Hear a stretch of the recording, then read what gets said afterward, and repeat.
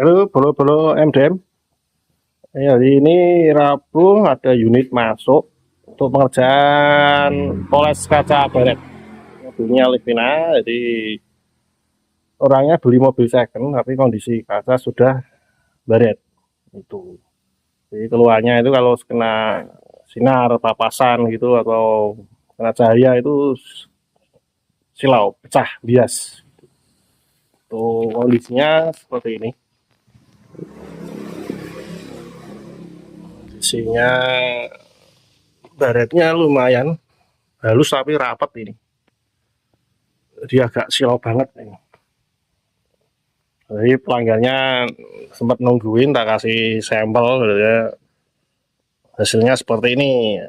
Jadi kalau pelanggan pulang nanti unit diambil udah jadi kan udah tahu bayarannya hasilnya seperti apa. Oke, tonton terus post apa hasil pengerjaan dari MDM Autocare. Oke.